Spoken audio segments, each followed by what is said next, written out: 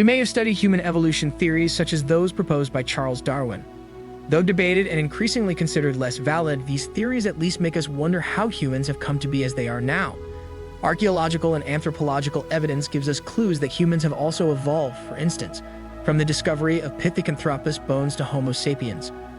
From the perspective of Abrahamic religions, we believe that humans initially looked like we do now from Adam and Eve.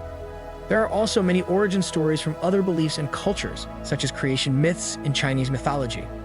There's the out-of-Africa paleoanthropology theory, which states that humans originally came from Africa and then spread across continents, adapting and evolving different physical characteristics until they became like us today. These theories might be familiar to us, but what if we look at it from the perspective of Theosophy? According to Madam Blavatsky, we have not yet reached the final stage of evolution. There are still 2 more stages of evolution for humans in the future. A theosophist named Helena Blavatsky, or Madam Blavatsky, claimed that the Lemurian race is the 3rd root race of the 7 root races of human evolution. Let me briefly explain Theosophy.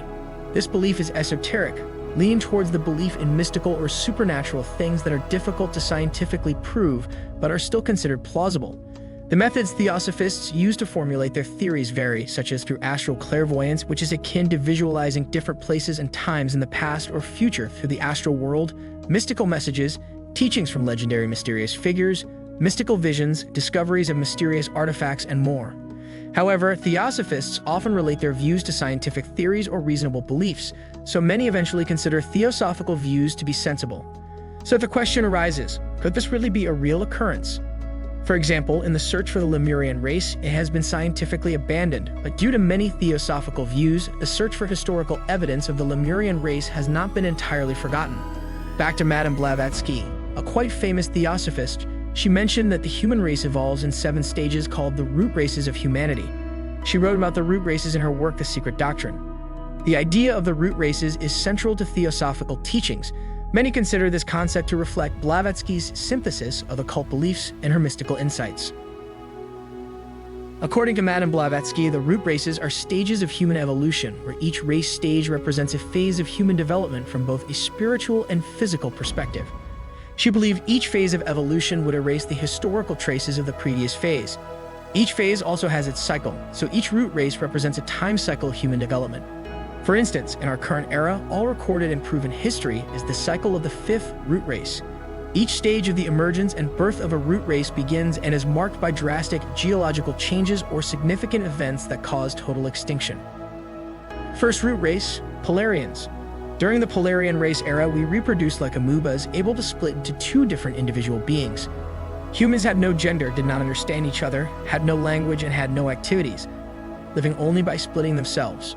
This race had no physical form, only an astral form. The Earth at that time was still premature, a hot sphere in the process of cooling. Blavatsky believed they inhabited 7 different regions on the first continent located at the North Pole today. This first race was produced or born by beings called Barkazet Petrus in Hindu teachings. They were considered demons who kept the sacred fire in their home burning. Second root race, Hyperboreans. The second root race lived in Hyperborea, which now includes northern Canada, Greenland, Iceland, Scandinavia, northern Asia, and Kamchatka. The name Hyperborea comes from the ancient Greeks. The climate was tropical and the Earth did not yet have a perfect tilt. The Hyperborean race already had more physical forms but was still not fully material. They called their continent Plaxa and referred to themselves as Kimperses. Kimperses reproduce through budding, where a new organism appears and develops from a cell that grows in a specific part.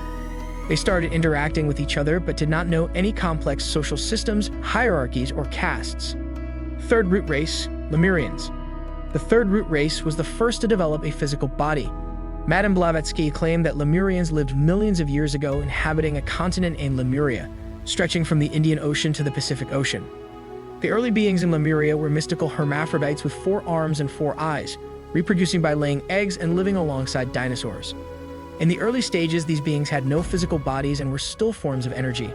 Higher beings descended to Earth and experimented with Lemurians, giving rise to humanoid physical bodies. Fourth root race, Atlanteans. The 4th root race was more advanced, sophisticated, and civilized. They inhabited a continent called Atlantis and had spiritual or psychic powers as well as very advanced technology. Atlanteans are believed to have existed around 4.5 million years ago. They had physical features similar to Mongolian people and had bronze-colored skin. Their civilization was very advanced and had many luxuries. However, they were the first race to develop organized warfare. Their civilization was destroyed and sank into the sea due to major disasters such as tsunamis and a great war between black and white magicians. Fifth root race, Aryans. The fifth root race consists of humans inhabiting the Earth today. The term Aryan here does not refer to racial ideology, but to a phase of spiritual and physical evolution of humans. Theosophy believes that the Aryan root race was formed by the Vivazot Manu, one of the masters of ancient wisdom. Blavatsky stated that some groups still have Lemurian lineage, referring to them as half-beast beings with barbaric traits. This fifth root race has various subraces that migrated and evolved in different regions of the world. The sixth root race will be a theosophical group built under the guidance of the master of ancient wisdom, specifically in the Baja California area in the 28th century. They will be far more advanced in terms of spirituality and physical evolution, possessing very high spiritual awareness and superhuman physical abilities. The seventh root race is the final root race of human evolution. They will achieve the pinnacle of spiritual and physical development, likely no longer having a physical form and becoming pure energy. They will be able to access space and time, free from hierarchy, ego, and personal desires. At this stage, all negative elements will be eradicated from all material and living beings through a wave of karmic cleansing. This seventh root race will become higher beings capable of creating or destroying with full wisdom. So that is an explanation of the cycle of human evolution and development from a theosophical perspective, particularly Madam Blavatsky's root race theory. Although Theosophy tends to refer to beliefs, some of their theories can be linked to scientific theories, making them reasonable. What do you think? Is the root race theory plausible and could it really happen? Or is Madam Blavatsky simply making up stories? If there is anything you would like to correct, add, request, or discuss, please comment below. Thank you very much for watching. I hope you enjoyed it, and see you in my next video.